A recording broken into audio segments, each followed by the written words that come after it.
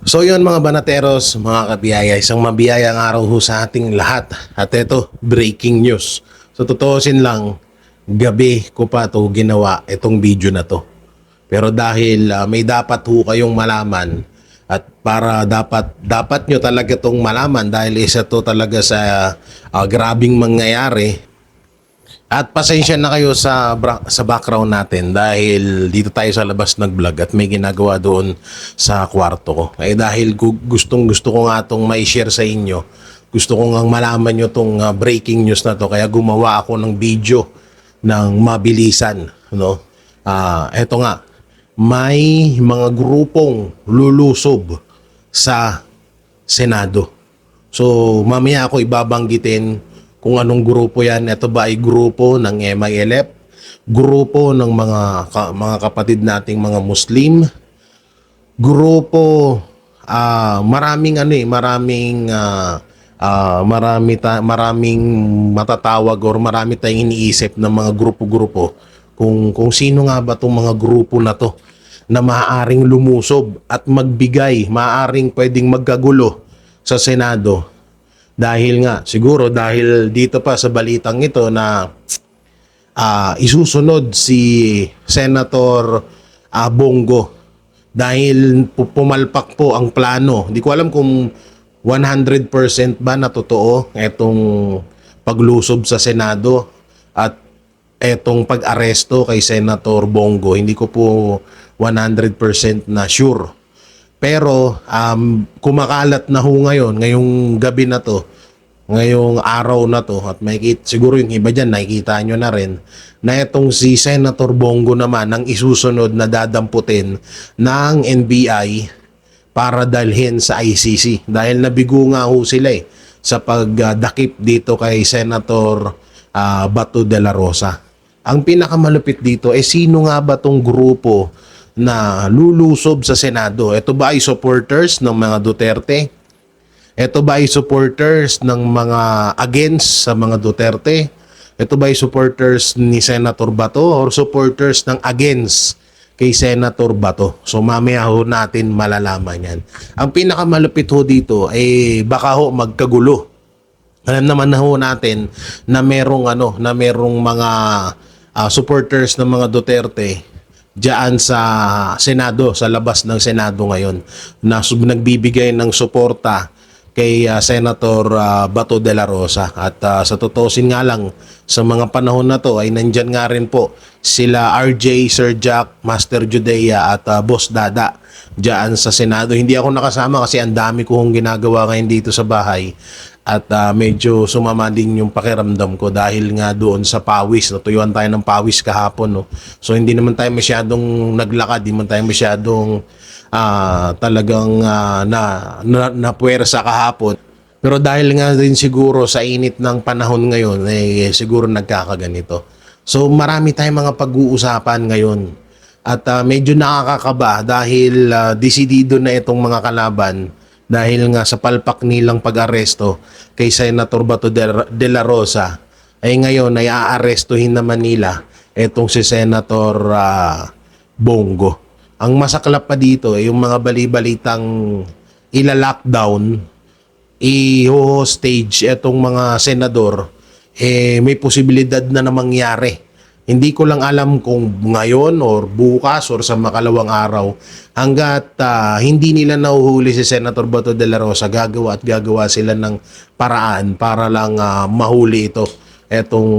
Makagawa sila ng paraan na para matuloy or mabawasan yung mga boto laban sa impeachment kay Vice President Sara Duterte. Siyempre, mas dihamak na mas marami ho ngayon yung mga senador na maaaring bumoto or maaaring tumanggi or maaaring lumaban or mag-no dito sa impeachment laban kay Vice President Sara Duterte.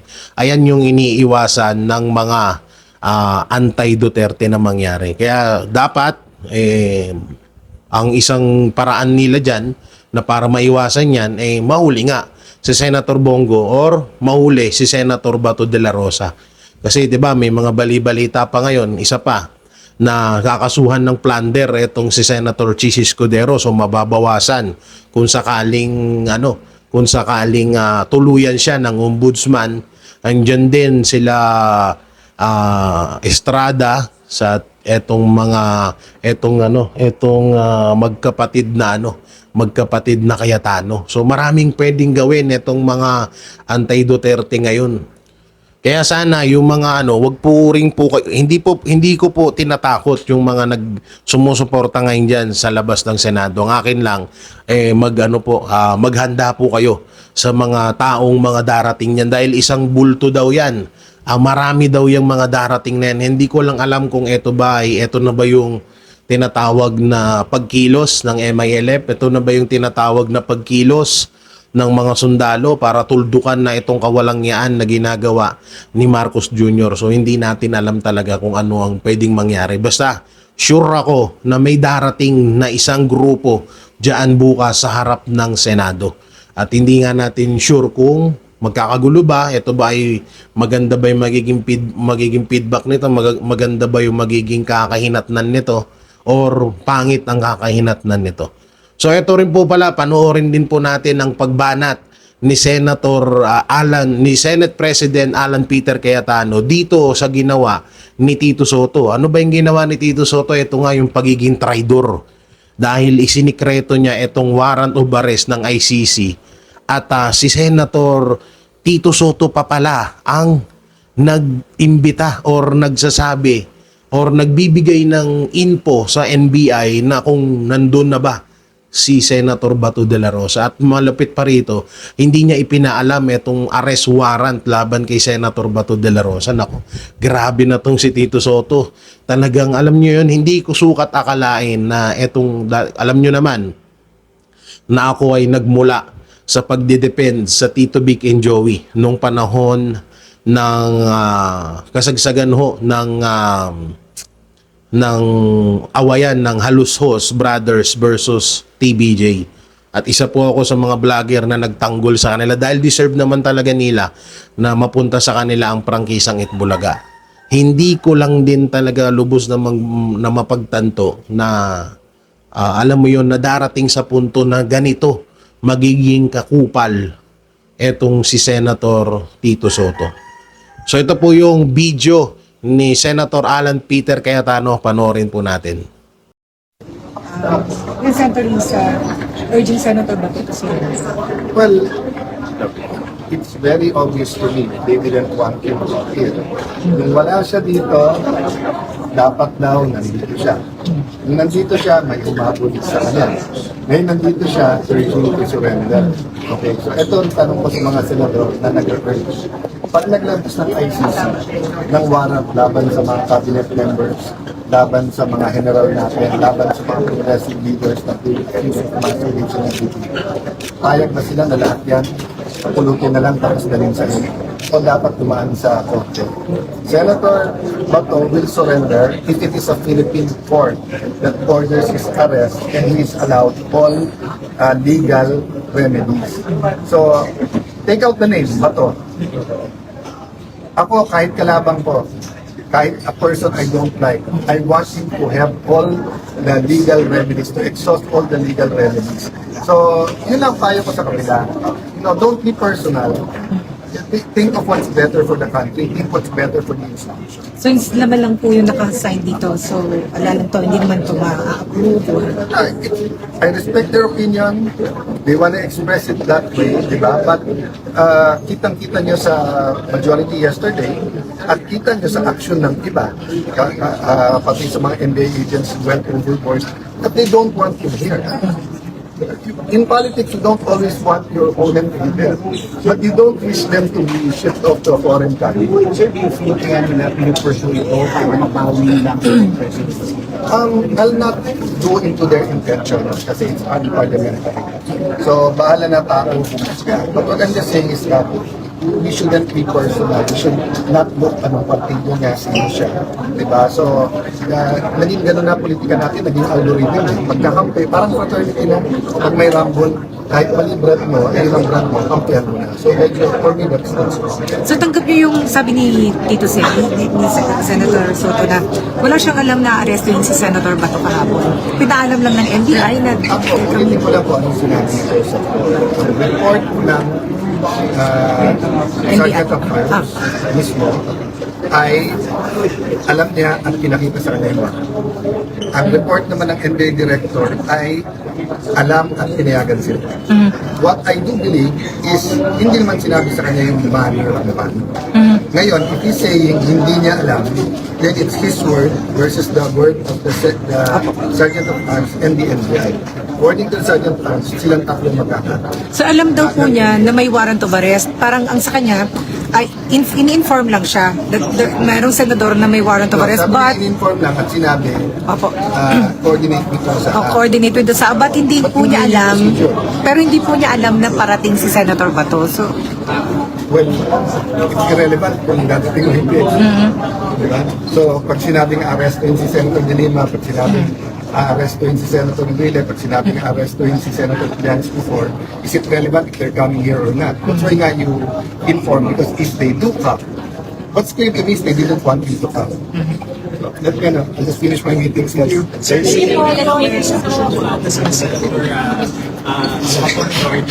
We respect their opinion, but Senator Bato should be given the opportunity to exhaust all legal remedies. It should be a thinking law. This is a good test case. In the future, we will thank Senator Bato for standing up for his right na dapat tuntun ko. This is not a matter whether guilty siya o hindi. In fact, he can be investigated here for the extrajudicial killings.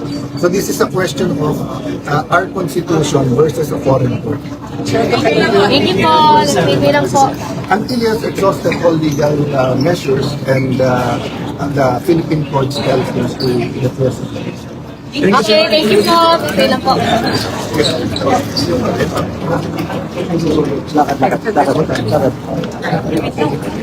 Sabi mo kayo, yung Senator Lisa, urging Senator Bato to say. well, it's very obvious to me they didn't want him here. Nung wala siya dito, dapat daw nandito siya.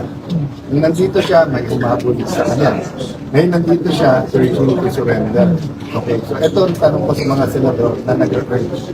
Pag naglabas ng ICC, ng warrant laban sa mga cabinet members, laban sa mga general natin, laban sa mga progressive leaders na accused of masturbation ng DPP, payag na sila na lahat yan, pulutin na lang tapos dalhin sa inyo. O dapat dumaan sa korte. Senator Bato will surrender if it is a Philippine court that orders his arrest and he is allowed all legal remedies. So, take out the name, Bato. Ako, kahit kalabang ko, kahit a person I don't like, I want him to have all the legal remedies, to exhaust all the legal remedies. So, yun lang payo ko sa kabila. Don't be personal. Think of what's better for the country. Think what's better for the institution. So laman lang po yung nakasign dito. So wala lang to, hindi naman to ma-approve or... I respect their opinion. They want to express it that way, di ba? But kitang-kita nyo sa majority yesterday at kita nyo sa action ng iba, pati sa mga NBA agents went overboard, that they don't want you here. In politics, you don't always want your opponent in there, but you don't wish them to be shipped off to a foreign country. Sir, do you think kaya nila pinupursue ito para mabawi lang ang presidency? I'll not go into their intention kasi it's unparliamentary.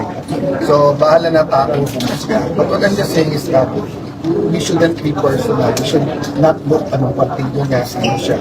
Diba? So, naging gano'n na politika natin, naging algorithm. Pagkakampi, parang fraternity na, pag may rumble, kahit mali brand mo, ay ilang brand mo, kampihan mo na. So, for me, that's wrong.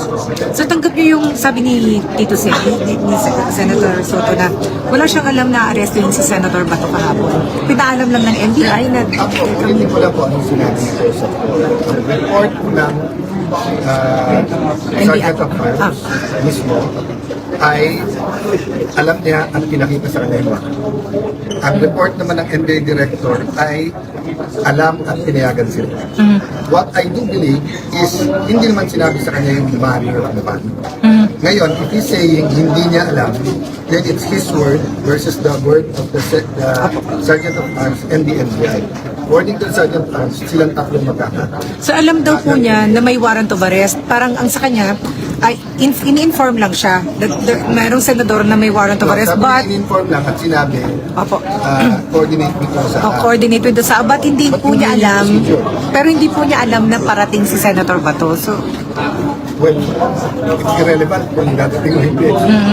Diba? So, pag sinabing arrestuin si Senator De Lima, pag sinabing arrestuin si Senator Enrile, pag sinabing arrestuin si Senator Trillanes before, is it relevant if they're coming here or not? That's why nga you inform, because if they do come, what's clear to me is they didn't want you to come. Let me know. I'll just finish my meetings now. We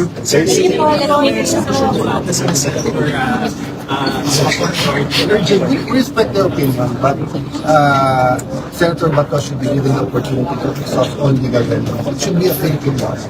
This is a good test case. In the future, we will thank Senator Bato for standing up for his right na dapat Philippine court. This is not a matter whether guilty siya o hindi.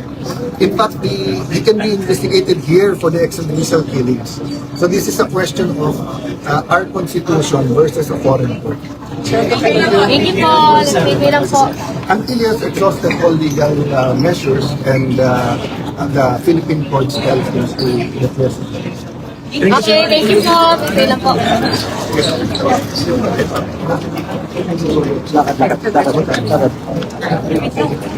Sabi mo kayo, Legal counsel ni Senador Ronald Bato de la Rosa. Walang iba kundi si Attorney Israelito Terion. Attorney, maayong gabi, Admar Vilando ng SMNI. Hello, good evening. Mayroon gabi po sa kanang kanina sa SNI. Opo, mangumusta lang po sana ako, Senador, tuloy. Attorney, kay Senador Bato, kamusta na po siya? Parang pangalawang gabi na ata niya dyan sa, sa Senado. Yes, nandito pa kami sa kanyang opisina. Maraming bumibisita pa sa kanya ngayon, no? Dito sa Senado. He is still awake and he is still entertaining visitors here in his office in the Senate. So hanggang ngayon gabi, 10:23 na, pero marami pa rin bumibisita sa ating mahal na senador. Opo, marami po ang mga nagko-komento, lalo na yung mga kritiko dito po kay Senador Bato de la Rosa, dyan sa bagong liderato ngayon sa Senado na nagkakanong dapat daw isurrender yan kasi may legitimate daw yung arrest warrant. Ano po sa panig ni Senador Bato, ito pong mga ganitong mga komento ng mga kritiko po, Attorney? Sige lang, kritiko man talaga yan sila, pero sana maintindihan nila na foreign issued warrant yan. Hindi po yan locally issued warrant. So kung foreign issued warrant kasi, medyo titingnan din natin yan kung valido ba yan kasi ang ating stand kasi yan ay under Section 17 of RA 9851 kasi yan yung sinasite palagi ng mga experts nila eh. Sabi nila under Section 17 of 9851, if there is a warrant of arrest, he may be arrested and thereafter surrendered to the ICC. Pero medyo kailangan siguro nila basahin ulit yung basihanan na yan kasi yung Section 17, under the first paragraph, klaro naman po that the state shall exercise jurisdiction over persons, whether military or civilian, suspected or accused of a crime defined and penalized under the law. No? So kung nakakommit siya ng crimes against humanity, war crimes, ang may principal jurisdiction, primary jurisdiction yan. Kasi ang Pilipinas po, exception lamang yung sinasahit nila. Yung exception under the second paragraph, in the interest of justice, the relevant Philippine authorities may dispense with the investigation or prosecution of a crime punishable under the Act if another court or tribunal is already conducting the investigation or undertaking the prosecution of such crime. So meaning, exception lamang siya. Pwede, the Philippine Republic may dispense with the investigation or prosecution. So it is not the primary rule. It is only an option on the part of the government. At saka yung surrender aspect kasi niyan, no, kasi second sentence doon sa second paragraph. Nakasaad kasi the authorities may surrender or extradite suspected or accused in the Philippines to the appropriate international court if any or to another state pursuant to the applicable extradition laws and treaties. Surrender yung sa nila eh. Dalawa kasi ang modality para magkaroon ng jurisdiction yung foreign international court. Either surrender or extradition. Sa extradition may rules na tayo. Yung Supreme Court nagpalabas na ng rules of procedure in so far as to how to effectuate extradition. Pero sa surrender, wala pa tayong law. Wala tayong rules of procedure as to how we can effectuate the same. So kaya nga, if we will relate this with Article 59 of the Rome Statute, kailangan siya dalahin doon sa proper court. Pero ang tanong yan, ano ang magiging ano ang magiging title ng petition? Hindi natin alam kasi wala tayong rules. Ano ang magiging, saan natin i-file? Sa Regional Trial Court ba? Sa Court of Appeals ba? Sa Supreme Court ba? Hindi rin natin alam. Ano ang magiging procedure na i-adapt? Meron bang pre-trial? Meron bang trial proper? O summary hearing lang? Wala rin, hindi rin natin alam kasi wala tayong procedure. Yun po ang stand namin. Wala tayong rules of procedure as to surrender. So therefore, maski na po i-insist nila na i-effectuate nila kaagad, i-implement nila kaagad, paano nyo i-implement? Hindi nga natin alam kung anong gagawin ninyo dyan. Hindi naman po pwede na idalahin nila, kalagkarin nila si Senator Bato gaya ng ginawa nila ay Tatay Digong na hindi nila idaan sa korte. All persons, Filipino persons, no, deserve due process. No person shall be deprived of life, liberty, or property without due process of law. So kailangan pakinggan siya, bigyan siya his day in court kasi hindi naman po siya manok, nakusa mo lang dalahin at ihawin. Hindi po yan. Tao po siya, may human rights siya. So therefore, there must be due process. If his liberty or life should be curtailed, dapat there should be a judicial process in a local court. Yun po. Opo. So, ibig sabihin po, yung surrender na sinasabi doon, ang extradition, meron na tayong patakaran dyan. Yung hindi lang malinaw doon is yung ano po, yung pag-surrender. Iba rin, so ibig sabihin na sariling interpretasyon lang ng Philippine authorities yung ginawa nila dati kay dating Pangulong Rodrigo Duterte na pag-surrender yon?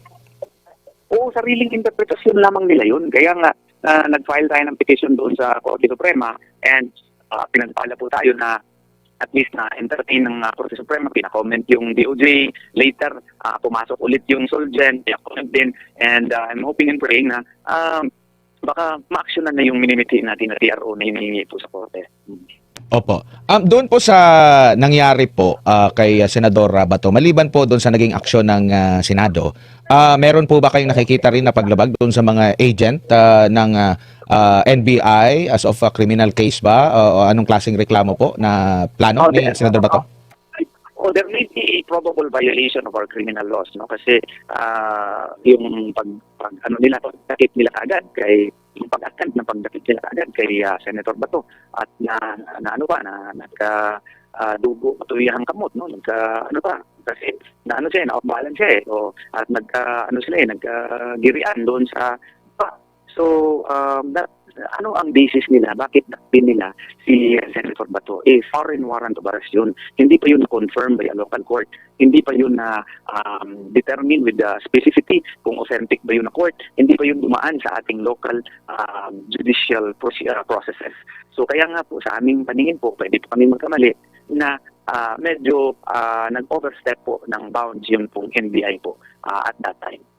Opo. Marami din po, lalo na sa side ng mga kritiko, na inihahambing yung pagsisilbi ng arrest warrant laban kay Senador De Lima na merong kinaharap na tungkol sa droga na kaso, panahon ni Trillanes na merong kinaharap dati yata kung di ako nagkakamali, rebellion. Magkakailang tulad po ba ito o malaking pagkakaiba po, attorney?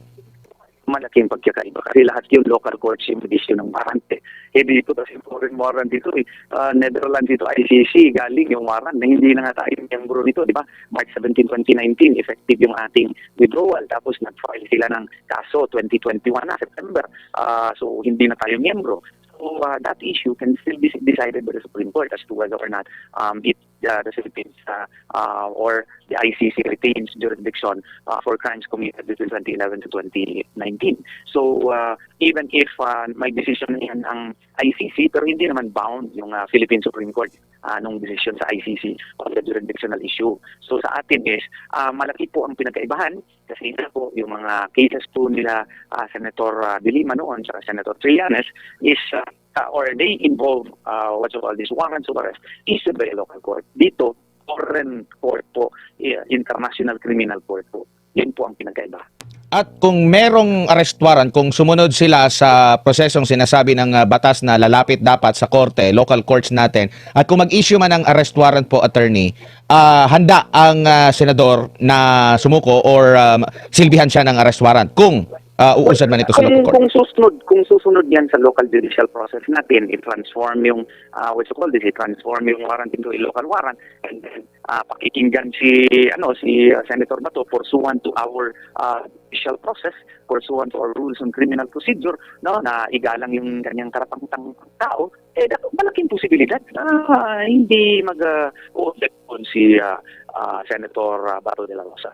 Opo, considering na November 2025 pa pala ang petsa nitong arrest warrant na ito ng ICC, tingin mo napakasapat na ng panahon na yon mula noong 2025 November para makipag-ugnayan sila sa tamang proseso kung gusto man nila na may maglabas ng arrest warrant laban sa senador?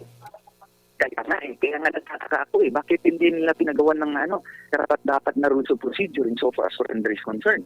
No, they could have they could have requested the Supreme Court, no, made proper representations with the Supreme Court to come up with the rules of procedure on the matter. Or maski na yung House of Representatives, o kung nagpa-issue sila ng IRR din, o kung gustuhin nila. So pwede sana yun, hanapan sana ng paraan kung yun talaga yung intention nila, na they will activate the surrender mechanism under Section 17 of RA 9851. Pero hindi nila ginawa Hindi nila ginawa. So hindi namin kasalanan yan. Opo. Pero before pa po nitong nangyari kahapon, meron po ba kayong mga information na sinubukan talaga nilang i-implement itong ICC warrant laban kay Senador Ronald Bato de la Rosa, or itiniming din nila? Meron bang mga ganun, or kahapon lang nila nakapag-decide sila na i-implement yun? Kasi medyo may katagalan na rin po, attorney. I really do not have any concrete personal knowledge na kung ano ba yung plano nila in the past. Pero from what I can see, ang pinakaklaro po yung nangyari po kahapon. Because it shows and it shows without any kinds of doubt that they are really serious in arresting him. Kasi pag baba pa lang ni Senator De La Rosa, hinakang kagad siya ng NBI at gusto talaga siyang dakpin. No? So kaya nga, doon ko makita na may intention talaga siya na dakpin ng ating mga authorities, even if hindi sila dumaan sa proper procedure. Opo. Ang isa rin sa sentro ng diskusyon po, attorney, kasi naglabas din ng subpina itong CIDG. Ano sa tingin niyo po yung doon sa legality nung issue na yun, para for investigation, at para bang meron kasi akong nabasa rin na hindi ba yan parang labag, gusto nilang hulihin sa ICC tapos meron pa palang kinakaharap na reklamo dito sa Pilipinas, so hindi pwedeng umiral yung ICC warrant laban kay Senador Bato. Kaya medyo na-complicate dahil dyan, no? Kasi nagpalabas sila ng sartina, under 10391 ata yan na batas, no? Indeed, the chief PNP or the CIDG chief, no, may be able to or is given the authority to issue subpoenas, no, for the investigation of a crime. Pero nung ni-research namin, kailangan pala yun, may existing investigation na. Pero yung kasi, ang problema kasi nito is even Secretary Remulla admitted that there was no formal investigation in the past, and bago po ito. So kung ganun pala, di medyo defective na yung subpoena. Saka kung basahin mo yung subpoena, medyo sa tingin namin ay void po. Kasi they require the respondent to expedite an affidavit right then and there. Hindi naman po pwede yun. Kasi when you invite a person concerning an investigation of a crime, no, you only secure facts. You do not have the power or authority to require the execution of an affidavit. Kasi option po yan ng respondent whether he will execute an affidavit or not. Yun po ang aking tingin doon.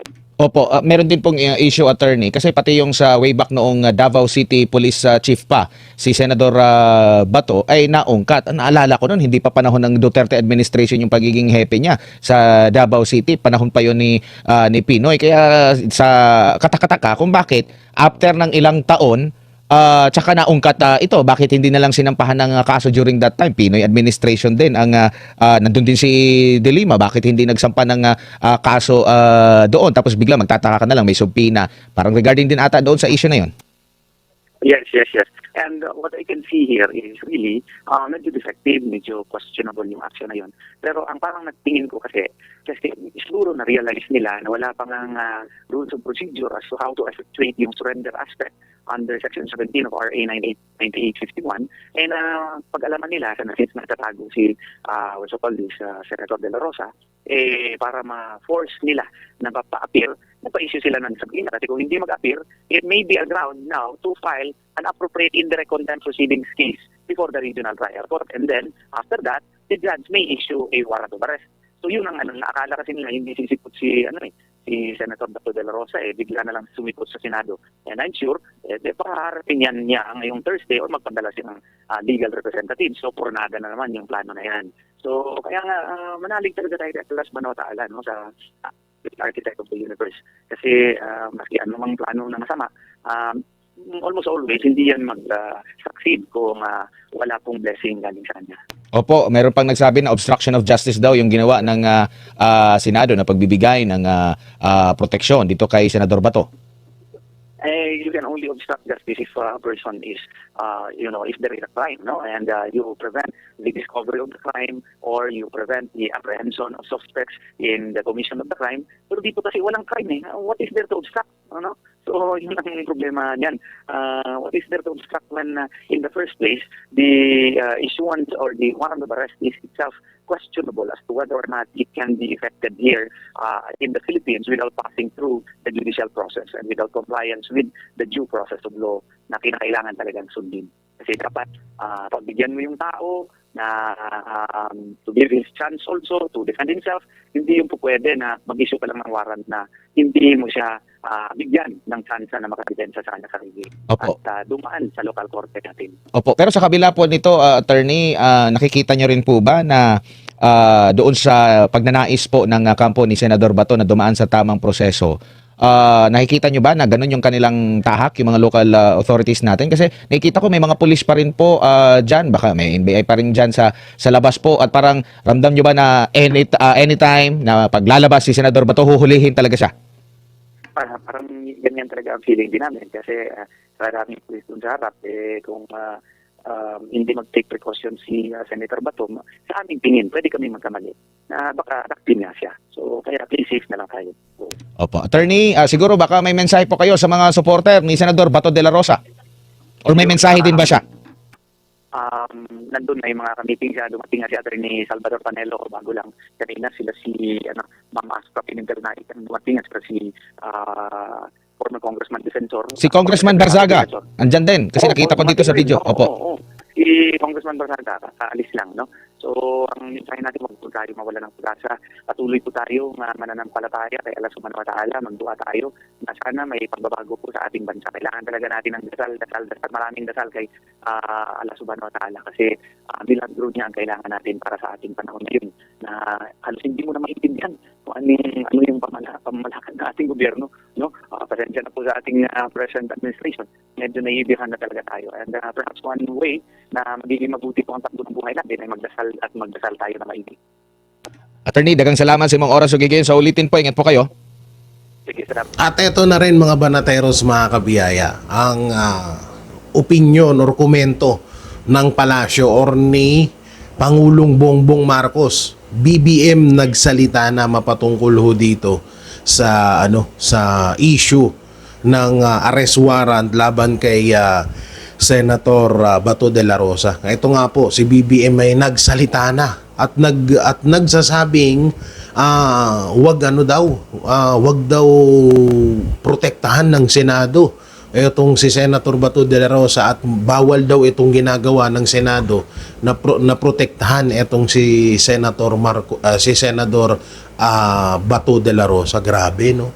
So ibig sabihin, itong arrest warrant ng ICC ay kinukonsinte ng palasyo or ni Marcos Jr. dahil sinasabi nila na na bawal or hindi pwede itong ginagawa o ginagawang pagprotekta ng Senado kay Senator Rodante Marcoleta. So ito po, panoorin po natin itong video ng palasyo ni BBM patungkol ho dito kay Senator sa warrant of arrest kay Senator kay Senator Bato de la Rosa. Pasensya na nagkakamali ako. Parehas kasing may Ronald tsaka Rodante, no? So ito po, panoorin po natin. Tulad ng mali yan, tulad ng ginawa nila kay dating Pangulong Rodrigo Duterte, mali din yun. Ito ang reaksyon ni Vice President Sara Duterte sa pagtatangka ng National Bureau of Investigation na maaresto si Senator Ronald Bato de la Rosa dahil sa isang warrant of arrest na inisyu ng International Criminal Court. Hit ni VP Sara ang dapat ay dumaan muna ito sa korte sa Pilipinas. No? Dahil ang isang warrant of arrest galing sa labas ng Pilipinas, hindi issued by a Philippine court, should be presented in a Philippine court. Sagot naman ng Malacanang, anong basihan rito ng Vice Presidente? Hingin niyo po muna sa kanya ang kanyang basis. At kapag may basis siya at napatunayan naman po niya yan, saka tayo sasagot. Bilang abogado, Iginiiti Castro ang nagkasaad sa Republic Act 9851 kung bakit pwedeng isuko si De La Rosa kahit hindi na miyembro ang Pilipinas ng Rome Statute. Not as a palace press officer, as a lawyer. Okay, meron po kasi tayong batas na RA 9851 at ito naman po ay pinatototohanan din ng DOJ na meron po tayong dalawang choices, it's either surrender or extradition. Ang Supreme Court po ay nagpalabas ng Supreme Court circular regarding extradition, but it refers only to a requesting state and we can say that ICC is not a state. So hindi po siya applicable na pag-usapan. So, sa ngayon po, ang umiiral po sa atin at ipinapatupad po ay ang RA 9851. Iginita rin niya na hindi pwedeng magkanlong sa Senado si De La Rosa. Meron po na natawag na privilege para hindi po hulihin ang sinumang senador habang nasa session kapag siya po ay nasa vicinity ng Senado. But alam po natin na ito ay may limitasyon. Kapag ka po ang isang krimen na nagawa ay may penalty na more than 6 years, hindi po mag-a-apply itong pribilehiyo na ito. Sabi ni Castro, nabalitaan ng Pangulo ang mga pangyayari kahapon, maging ang warrant of arrest ng ICC laban sa senador, pero wala naman anya itong anuman direktiba. At ang lagi naman pong utos ng Pangulo sa lahat ng enforcement agencies, sa lahat po ng pagkakataon, hindi lamang po dito patungkol kay Senator Bato, dapat lamang ay sumunod kung ano ang sinasabi ng batas. Iginiita rin niya na malabong matulad si Pangulong Ferdinand Marcos Jr. kay dating Pangulong Rodrigo Duterte dahil hindi naman ito nasangkot sa extrajudicial killings. So yung mga banateros, mga kabiyaya, grabe no, tindi talaga. So talagang pinamumuka na ng palasyo na isa na kinukonsinti talaga nila itong pagdakip kay Senator Bato de la Rosa. Ang tintin. Samantalang dati, deny sila. Pero ngayon ho ay amin sila ng amin. Ganyang kalupit itong mga to.